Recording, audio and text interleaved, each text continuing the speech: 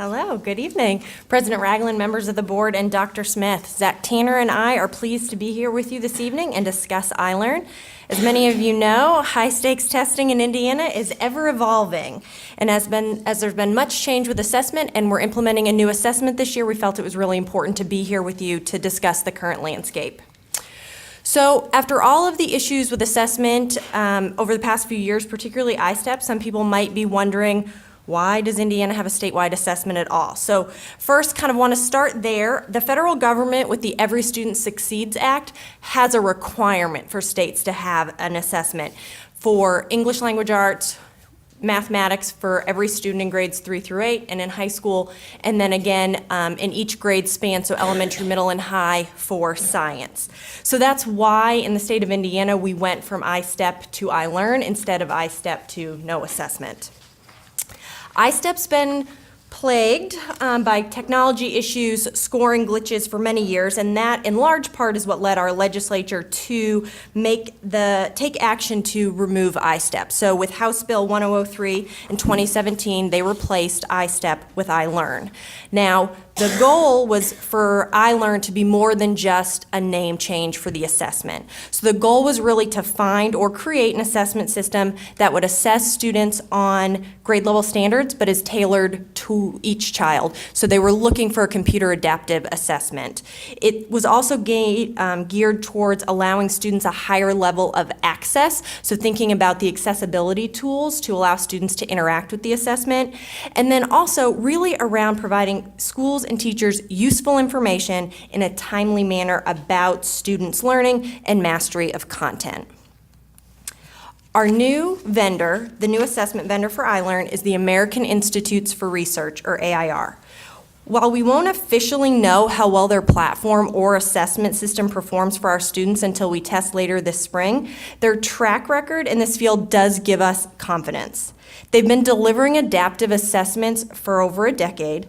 They've delivered 70 million assessments across the nation. They're the prime contractor, so they're the prime vendor that produces the assessment for 17 states, including Indiana, and then they also have a few additional states where they're a subcontractor, where a different company has the contract, and then they use AIR's platform. And they're one of only 2 vendors that delivers the Smarter Balanced assessment, which is one of the 2 Common Core assessments in the nation. They've got a test delivery system, so what students use on their end, that promises to allow our students a successful testing experience, which we know is of the utmost importance. Their system currently tests about 1/3 of 3rd through 8th grade students in the nation right now as it is. They've expanded their test load capacity to have 3 million simultaneous users. So if any of you lived through Pearson where it would kind of circle and students would get kicked out of the system, AIR has really worked to ensure that they have the capacity in their system to allow lots of simultaneous users. And they've designed their system so it's compatible with a large number of student devices and minimizes the bandwidth that it requires to run the system. So all of that leaves us optimistic about what testing is going to be like for our students this spring. However, it's also important to note it's a different platform. So that means students are going to have a learning curve as they experience a different platform, just like any of us if we switch from a Mac to a PC or something of that nature. So Zach's going to talk a little bit about some of the things that we're doing in our schools to help our students. So with that, I'm going to turn it over to Zach, who's going to give you more details about iLEARN.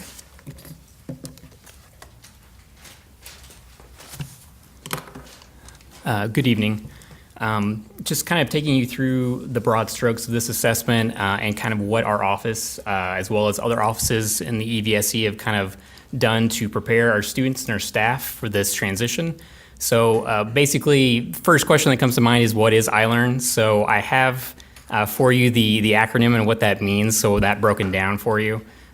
Basically, iLEARN boils down to it's our summative accountability assessment at the end of the year that measures student achievement and or growth according to the Indiana academic standards in English, math, science, social studies, and high school biology.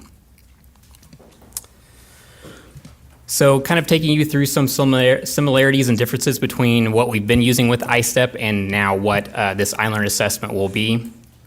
The test mode, so test mode for Indiana statewide assessments is now primarily delivered online, with only the exception for students with a paper pencil accommodation. So what that means is the majority of students statewide will be required to take this test online, hence why they kind of sent it out for a vendor that could handle the amount of testing that's required for online testing for the state.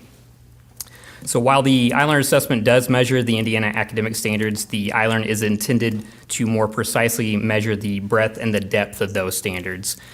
So again, we're still assessing the same standards, but this assessment will allow us to go much deeper and wider, expand the standards that will be assessed. Similarly to iSTEP, the iLEARN will be administered in grades 3 through 8 and high school. Our high school students will still be federally required to participate in biology as an ECA upon the completion of that course. Our high school graduation cohort of 2022, so our current 9th grade students, will still be required to take the iSTEP grade 10 as their graduation qualification exam, unless they meet the requirements from the graduation pathways.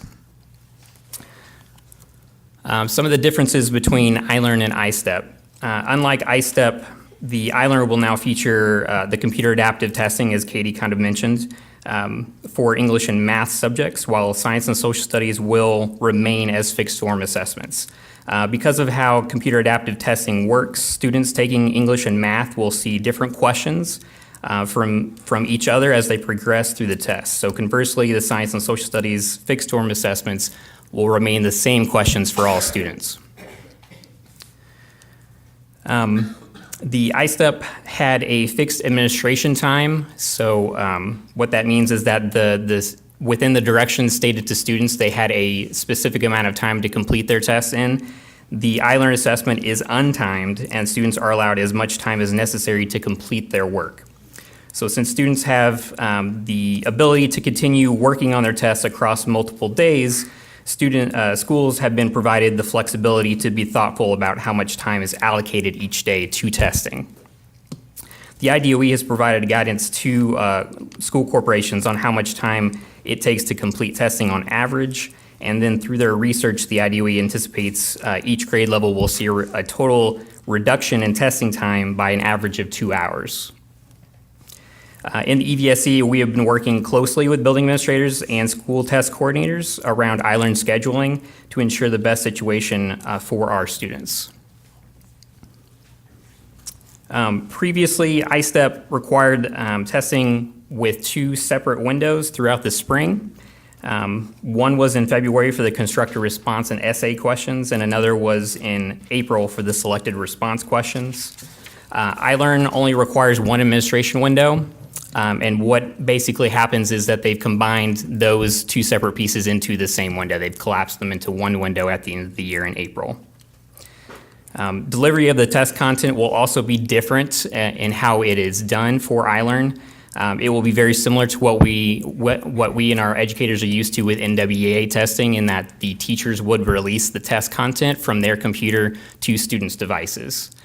So there would be a reduction in the amount of paper test tickets and seal codes that students would have normally used with iSTEP to access the actual test content. In future administrations of iLEARN, the preliminary scores will be available 12 business days after a student submits their test for scoring.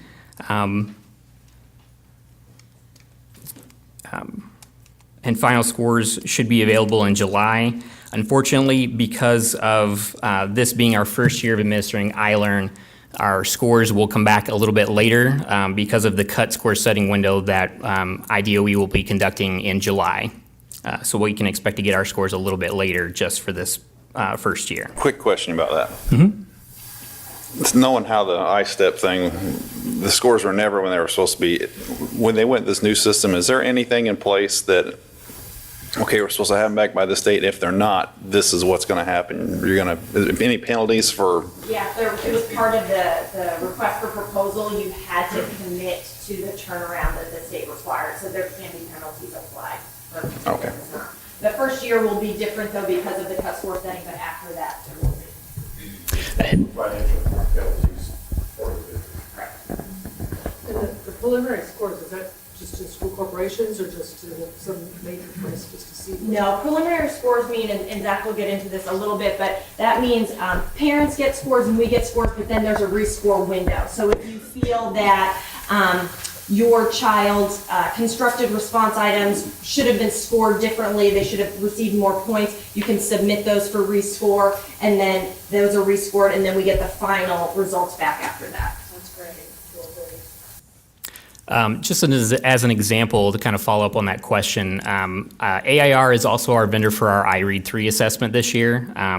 So they have already come back to us and told us that those scores, those preliminary scores from the iRead assessment, which normally have taken us weeks or months to get back with the Pearson vendor that also did iStep, we should be getting those scores back within 12 hours of them being submitted. So we can already see some of that promise being held up by AIR for this year.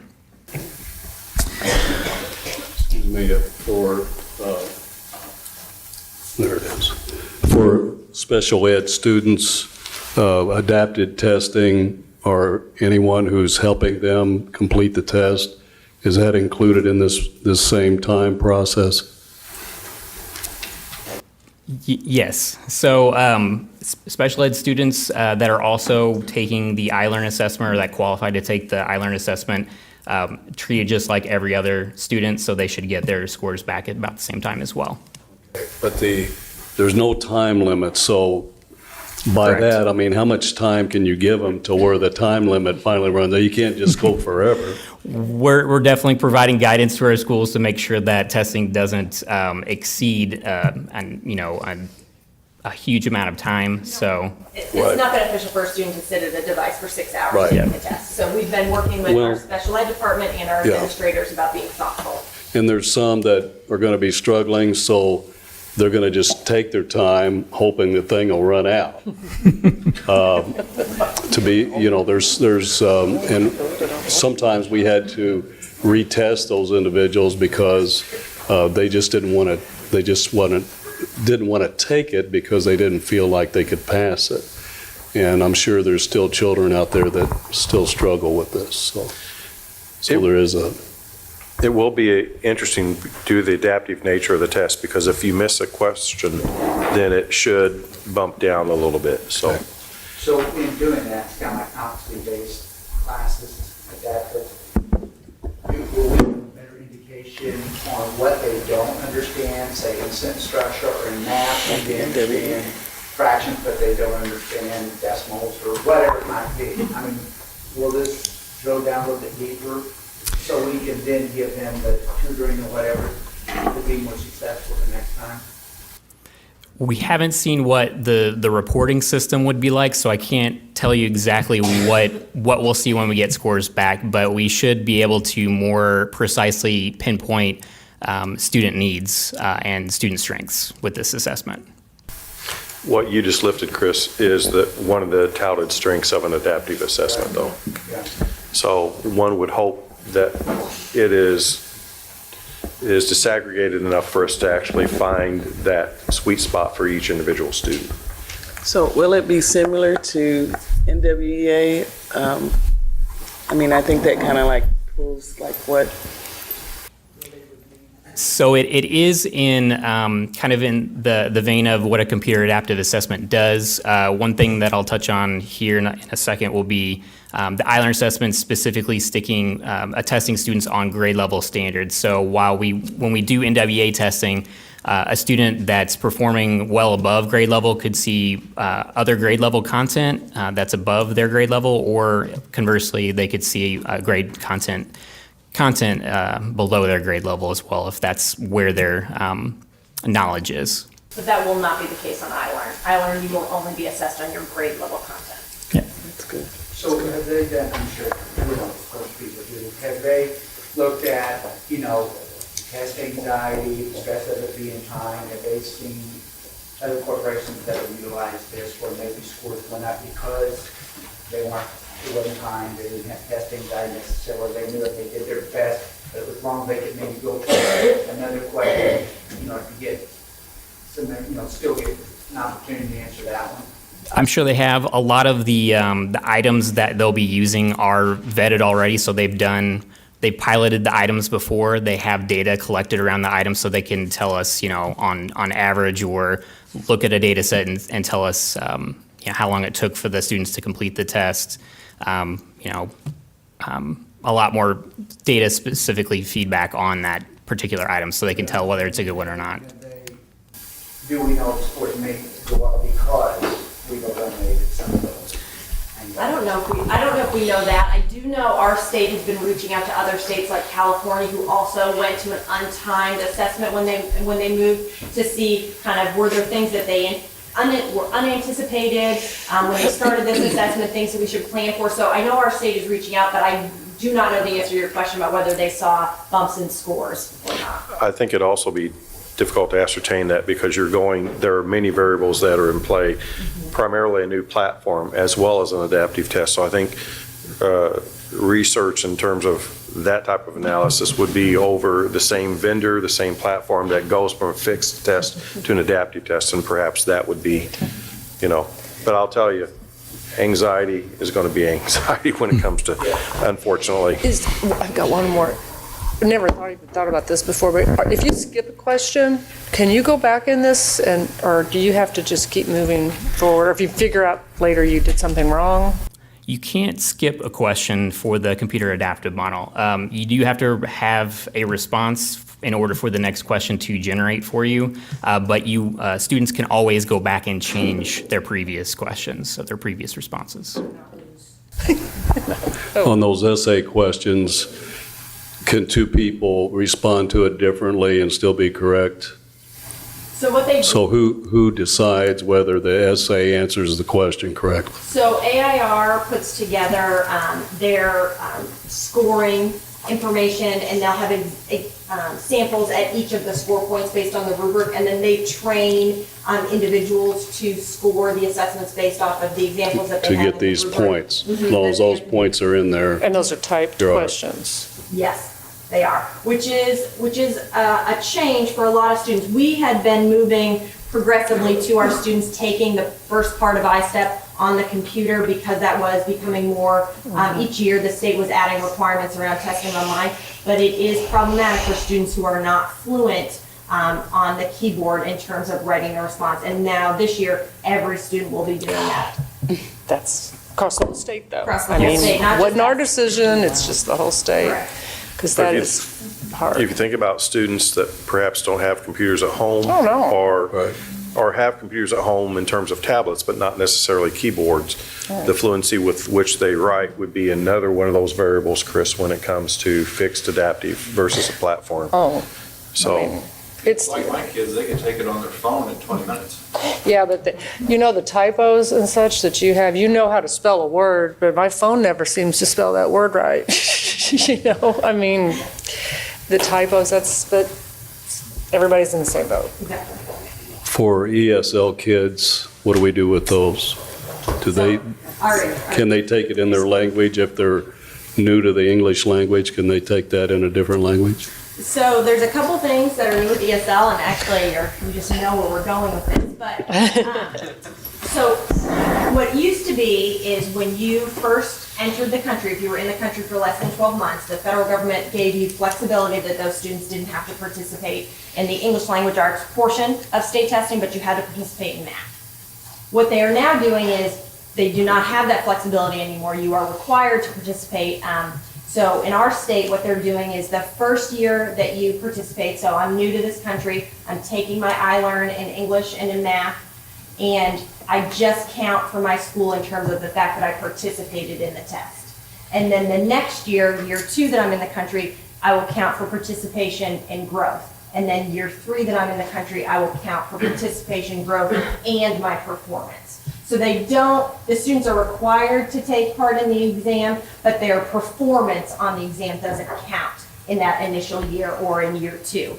They've also added some features for ESL students. One of the ones that Zach's going to talk with you about is the translated glossaries. So they don't have every language, and for us, Marshallese is one of our big languages, and that one doesn't exist, but they do have glossaries in multiple languages that students can access while they are taking the assessment. And so Zach's been really working with our ESL department to ensure that we've been really thoughtful about our students who are taking this test, just like with our special ed department, for our students to be sure that they're going to have a successful testing experience. And as you're talking about ESL students, could you also talk about special needs students and that not every accommodation is allowed when we come to high stakes testing? We're talking calculators, aren't we? Well, perhaps. I wonder if we'll just skip ahead our slide so we can get to that slide so that we. Or if you would just respond whenever you Yeah. come to that. No, Thank you. but we were coming next. I think we kind of all got a sense of what computer adaptive testing Yep. is. So these are just a sample of the new features that are available with AIR's platform for the iLEARN assessment. As Dr. Smith mentioned, Desmos calculators. So for our students in grades 3 through 5, none of those students, including students with an accommodation for a calculator, can use a calculator. The content that's being assessed of students in those grade levels, since it's foundational math skills, they feel as though providing a calculator would not allow us to measure the standard accurately. So that's why they have removed calculator usage from all students in grades 3 through 5.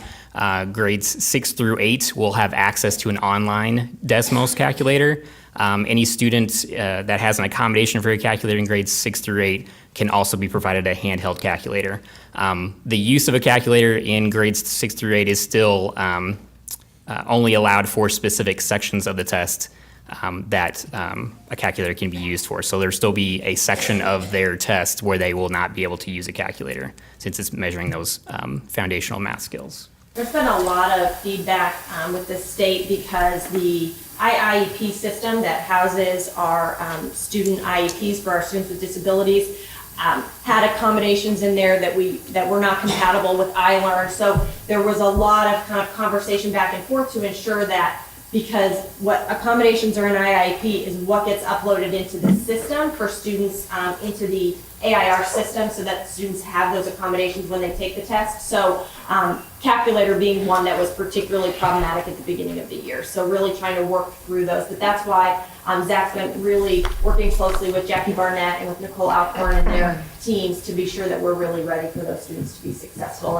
And we're encountering some things as we go and addressing them. Yep.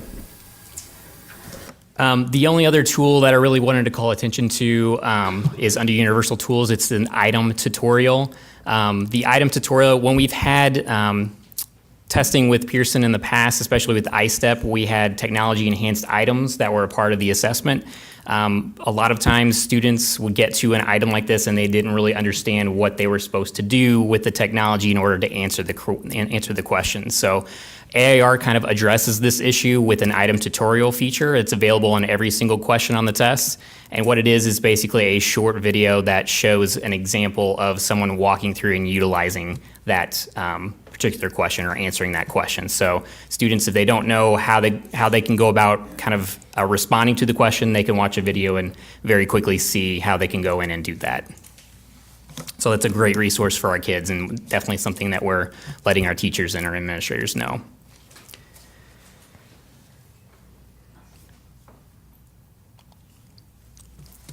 So preparation for iLEARN, while this slide does not, while it does summarize a lot of the work that is taking place in our corporation right now, it cannot capture the amount of time that our teachers are spending in professional development, kind of trying to understand and put a lot of these things into practice in their classroom now to prepare students for this assessment at the end of the year.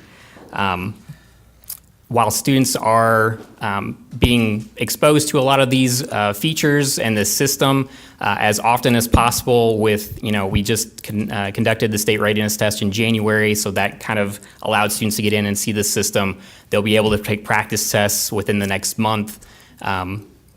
We kind of have utilized every chance we can to really expose students to this type of work and this type of system as often as possible so that they feel confident in being able to do this work on their own in April.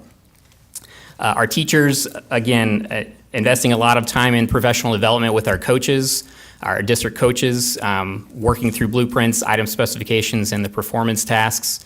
They are coaches are constantly going out into PLCs and working with teachers and helping them to really understand and maybe even change some practices to really help teachers wrap their minds around all the new things that are coming in with this iLEARN assessment. So I really want to lift up the amazing work that our coaches do, as well as our content directors. They put in a lot of days working on integrating these things into our curriculum maps, so their resources are available to our teachers throughout the year, and the content and some of the content and resources that they've made available to teachers is something that you will not find in other school corporations. It's very specific to our district and the people that we have in those positions. Administrators are, they've seen me a lot this year.